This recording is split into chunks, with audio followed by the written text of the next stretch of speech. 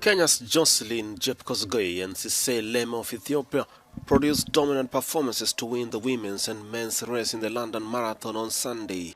Jepkosgei ran away from the leaders in the closing stages to add the London title to the New York Marathon she won in 2019, beating Ethiopia's Degitu Azimirao and Ashete Bekele into second and third with a time of 2 hours, 17 minutes and 42 seconds. This is much and more great achievement. Winning New York, it was first opening the book of marathon because it was my debut in New York. This year it was the third marathon in my life, and I'm so happy. This is a major race of London. To win it is a great achievement, and it will remain. It remains as a remembrance in my life. Meanwhile, Ethiopia's Lemma finished third in London in 2020, but timed his effort perfectly, beating Kenya's Vincent Kipchumba and Mosinet Gimereu in a time of 2 hours, 4 minutes and 1 second. There was a Swiss double in the wheelchair race with the victory of Manuela Schar and Marcel Haag. Dozens of people were injured after Chadian police used tear gas to disperse a rally against the country's ruling army junta. The demonstration on Saturday morning drew a crowd of hundreds carrying placards and Chad's national flag to demand that the military hand power back to civilians.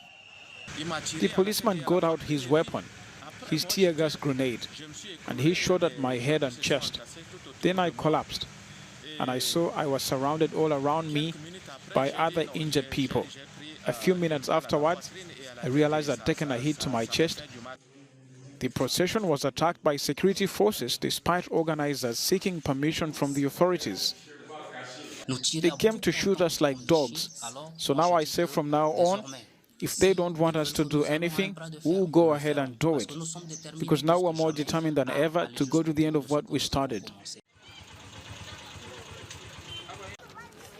It is almost 5 months since Mount Nyiragongo erupted in Eastern Democratic Republic of Congo.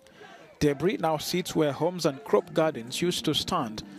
A few villages away is a small circle of children stamping their feet and waving their arms with the biggest smiles of their faces. Choreographer Patin Kasolene is using dance to help children overcome their stress and trauma following the eruption. We are immersing children in dance to give them hope and love after the recent eruption of the Nyiragongo volcano in the city of Goma. We're coaching them to give them a bit of hope. Through these dances, we're showing them that they are important in life too. You know, these children have dreams. They have lots of potential, but they lack the right people to guide them. Kasolene, the founder of Inuka Dance Company, saw the need for these displaced children to find new meaning, stability and hope. His project teaches about 40 children aged between 3 to 10 years old traditional dances and dance games. One family that was forced to flee the volcano was that of Jeanette Kavugo and her 9 children.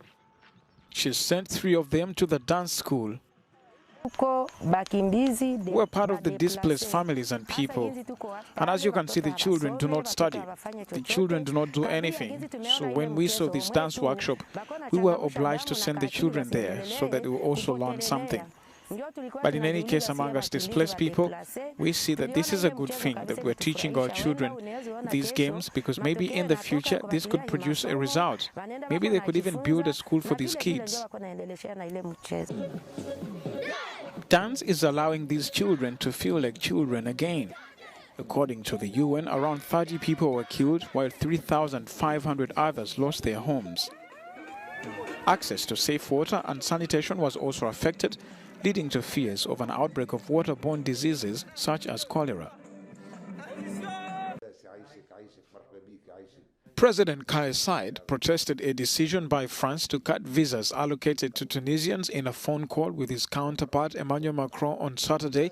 A statement by the presidency said, earlier this week, France announced that it was slashing the number of visas allocated to nationals of Tunisia, Morocco and Algeria, citing the refusal by the countries to take back irregular migrants. A statement by the French presidency said the two heads of state discussed migration issues during the telephone conversation and agreed to strengthen bilateral cooperation in the area. Morocco has responded by branding Paris's decision unjustifiable. On Sunday, Algeria said it was closing its airspace to French military aircraft operating in the Sahel. Immigration has become a key issue ahead of France's presidential election next year. Macron, who has been accused by the opposition of being weak on migrants, is keen to take a tough stance on the issue. Tunisian demonstrators in the capital Tunis held a show of support for President Saied, whose power grab has stirred controversy in the birthplace of the Arab Spring. With an estimated 3,000 of them rallying in the capital Tunis, the pro-Saied crowd exited that which gathered a week earlier to oppose him. We want Saied to take over and hold them accountable, not to step out of the political game. Over the last 10 years, where has the money gone? And what have they done with it? Let all the corrupt take responsibility. I came here because I'm fed up. We don't want to live in this mess anymore. We are only going backward. We are not moving forward. Everyone is moving forward, and we are just going backwards. All businesses are at standstill, including the economy, society, culture, and everything else. Everything is at standstill, and that doesn't suit us anymore. The previous Sunday, a crowd of an estimated 2,000 people rallied in Tunis to protest what critics have branded Said's coup d'etat.